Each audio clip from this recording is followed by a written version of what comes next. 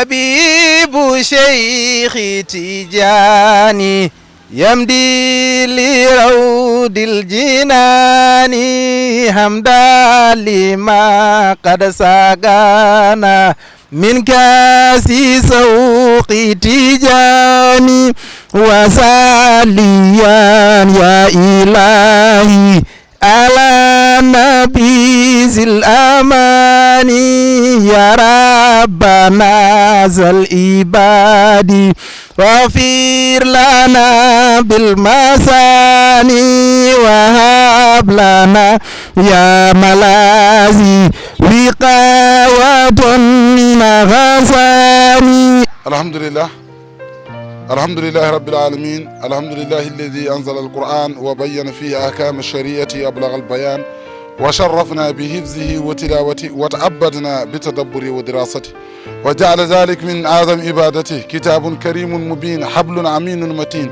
وأصلي وأسلم على سيد الخلق الناصر الحق بالحق محمد بن عبد الله صلوات الله وسلامه عليه وعلى آله الشرفاء النقباء وأصحابه النجوم الزاهرة النجباء. ورضي الله عن شيخنا وممدنا وقدوتنا أبي الفيوضات والبركات تاج العارفين إمام الأولياء والزاهدين أحمد بن محمد بن صالم التيجان وعن خلفائه ومقدمه وتلاميذه أجمعين.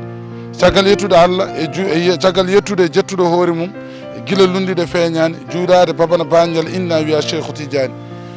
ɗum noon en garti e yewtere men witende sukara korka kala aljuma e altine so hawri e weleede Allah inchallah ɗo e tele men tele mbedda ko wiyete midi inchallah heure men o koko changeat ko midi so Allah jaɓi inchallah chaque semaine eɗen mbaɗa heen 2 fois kewnen waɗa chaque semaine 1 fois mais inchallah e gartugol obama so Allah jaɓi inchallah sukara korka almude bewɗo yaadeɓe mum Oumar Kane e ceerno Cheikh Sy. Assalamu aleykum wa rahmatullah.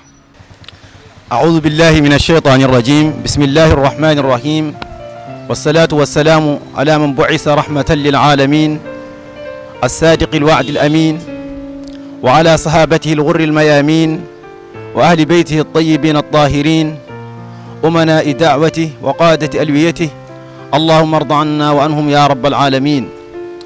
اللهم صل على نبيك المصطفى صلى الله عليه وسلم. اللهم اغفر لنا واغفر لوالدينا ولأمة المسلمين يا رب العالمين. اللهم ارض عن شيخنا التجاني رضي الله تعالى عنه تاج العارفين ولي الأولياء بندرابي جولبي بندرابي الإسلام ينكوبي بندرابي يوب أشهد أن لا إله إلا الله وأن محمد رسول الله صلى الله عليه وسلم. إذن قريدو ود إعلان إمسوا ميدن بيتي السكر كوركا أرتا إندر كوركا كلا سمن كلابي ديدي الجمعة إن يندي ألتني إن شاء الله المولى روانت إن يوترني ko ceerno men ceerno Ahmad Oumar Ba lollirɗo almudo bewɗo e kala yontere ha lewru korka ma inchallah ñalawma aljuma e ñalawma altine woni vendredi e lundi pardon yewtere moɗon sukara korka omo yettina ga annabi sallllahu alayhi wa sallam walaw aya annabi sallah sallam wino ballighu anni walaw aya.